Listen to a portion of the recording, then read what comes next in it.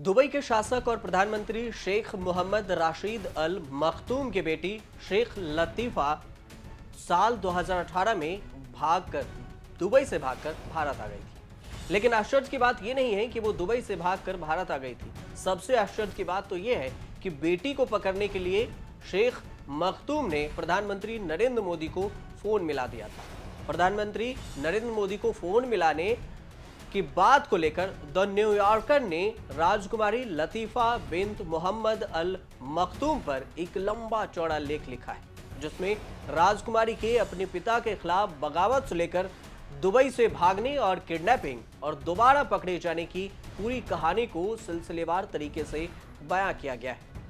राजकुमारी लतीफा शेख मोहम्मद राशिद अल मखतूम के 30 बच्चों में से एक है। ये वही दुबई के शासक और प्रधानमंत्री शेख मोहम्मद राशिद अल मखतूम हैं जिनकी तलाक की खबरें चर्चा का विषय बन गया था। आपको याद है कि कुछ साल पहले दुबई के शासक शेख मोहम्मद बिन राशिद अल मखतूम को अपनी छठवीं पत्नी राजकुमारी हया बिन्त अल हुसैन के साथ क्रूरता करना बहुत महंगा पड़ गया था। ब्रिटेन की एक अदालत ने शेख मोहम्मद को तलाक के हर्जाने के रूप में करीब 5500 करोड़ रुपए यानी कि 55 करोड़ पाउंड देने का आदेश दिया था, जिसे महातलाक भी कहा गया। 16 साल तक शादी के बंधन में बंधे रहने के बाद साल 2018 में दुबई छोड़कर अपने बच्चों के साथ चुपचाप लंदन भाग गई थी। शेख मोहम्मद बिन राशिद ने अपनी पत्नी राजकुमारी हया के खिलाफ क्रूरता की सारी हदें पार कर दी थी। दुबई के किंग विवादित इजराइल सॉफ्टवेयर पेगासस के जरिए राजकुमारी हया की जासूसी भी करते थे। इसी बीच राजकुमारी हया अपने बॉडीगार्ड को दिल दे बैठी थी और उसकी मदद से देश छोड़कर भाग गई थी। राजकुमारी हया का बॉडीगार्ड शादीशुदा था, लेकिन अफेयर्स की वजह से बॉडीगार्ड की भी शादी टूट गई थी। द न्यूयॉर्कर के मुताबिक लतीफा ने साल 2002 में पहली बार अपने पिता की चंगुल से भागने का प्रयास किया था। उस वक्त नाबालिग थी। तब लतीफा ने प्लान किया था कि वह किसी तरह भागकर ओमान तक जाएंगी और वहां के वकील की मदद लेकर अपनी बहन शम्सा को छुड़ाने का प्रयास करेंगे। लतीफा से पहले शम्सा ने भी घर से भागने का प्रयास किया था और उन्हें पकड़ने के बाद कथित तौर पर कैद कर दिया गया था दुबई में।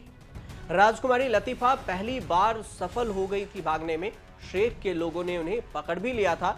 लतीफा को करीब 3 साल तक कैद करके रखा गया था और जब उन्हें छोड़ा गया तब भी पूरी तरह से स्वतंत्र नहीं थी। उन पर लगातार निगरानी रखी जा रही थी। किससे मिल रही हैं, बात किससे कर रही हैं और कहां जा रही हैं, सभी चीज मॉनिटरिंग की जा रही थी। लेकिन लतीफा भी निगरानी के बाद भी शांति से बैठने वाली नहीं थी।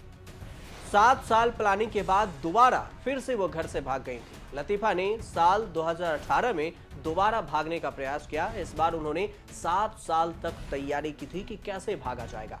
बाकायदा फिजिकल ट्रेनिंग भी ली थी और एक ऐसे शख्स से संपर्क में थी जो पहले दुबई से भाग चुका था और राजकुमारी की मदद का वादा किया था। न्यूयॉर्कर के मुताबिक साल 2018 में लतीफा अपनी दोस्त के साथ दुबई से निकली और एक कार की डिग्गी में बैठकर दोनों ओमान तक चली गईं। फिर छोटी नाव के जरिए नास्ट्रोमो यार्ड तक पहुंची और उसके बाद वहां से आगे की सफर तय की।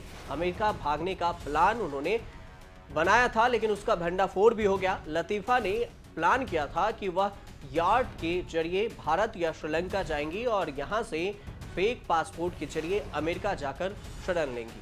लेकिन लतीफा के इस प्लान का भंडाफोड़ हो गया। राजकुमारी लतीफा के पिता को जब पता लगा कि बेटी घर से भाग गई तो उन्होंने ढूंढने का आदेश दे दिया। दुबई की अथॉरिटी ने आखिरकार लतीफा को ढूंढ निकाला। उस वक्त उनकी याट नास्ट्रोमो गोवा के करीब था।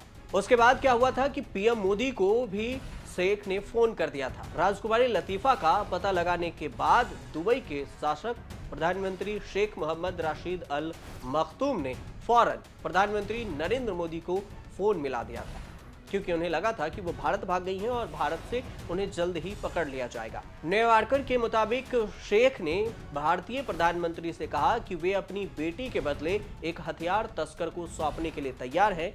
इसके बाद भारत सरकार ने समुद्री नाव, हेलीकॉप्टर और कमांडो की टीम भेज दी। नास्ट्रोमो से लतीफा को निकालकर दुबई के अधिकारियों को सौंप दिया गया था। ये न्यूयॉर्कर की रिपोर्ट में छापी गई बातें हैं।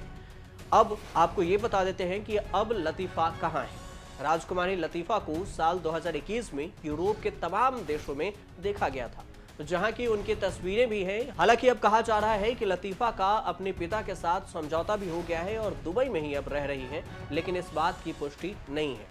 लेकिन आपको यह भी बता दें कि शेख मोहम्मद ने 1979 में शेख हिंद बिन्त मखतूम बिन जुमा अल मखतूम से शादी की।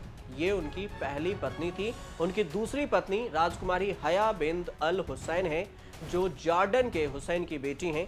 शेख मोहम्मद ने 6 शादियां की और उनके 16 बच्चे हैं। उन्होंने 2019 में राजकुमारी हया को बिना बताए ही शरिया कानून के तहत तलाक दे दिया था। हया दुबई छोड़ चुकी हैं और पिछले कई सालों से ब्रिटेन में रह रही हैं। दुबई के शासक ने राजकुमारी हया को बताए बिना ही शरिया कानून के तहत उन्हें फरवरी 2019 में तलाक दे दिया था। इसके बाद बच्चों की कस्टडी को लेकर राजकुमारी हया ने ब्रिटेन की अदालत में मुकदमा किया था और हया के पक्ष में फैसला आया। एक रिपोर्ट के मुताबिक राजकुमारी हया ने बॉडीगार्ड के साथ अपने संबंधों को छिपाने के लिए 12 करोड़ रुपए की रकम जुटा ली थी। और ये भी रिपोर्ट में खुलासा किया गया है कि 12 करोड़ की रकम को जुटाने के बाद उसे लुटा भी दी थी। राजकुमारी हया बॉडीगार्ड को महंगे तोहफे गिफ्ट देती थी। वह चाहती थी कि ये बात छिपी रहे, मगर ऐसा नहीं हो पाया।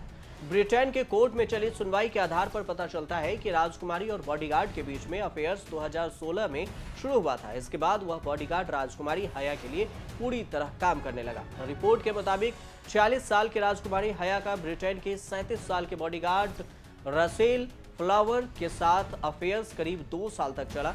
अब ब्रिटिश अदालत ने दुबई के शासक को तलाक के हर्जाने के रूप में पूर्व पत्नी और उनके बच्चों को 55 करोड़ पाउंड का भुगतान करने का आदेश दिया था। इसे ब्रिटेन के इतिहास में सबसे महंगे तलाक में से एक बताया जा रहा है।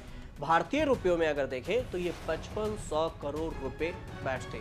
लेकिन फिलहाल उनकी बेटी को लेकर जो न्यूयॉर्कर ने रिपोर्ट छापी है, उसकी चर्चा इन दिनों खूब हो रही है। आप देखते रहिए न्यूज़ तक।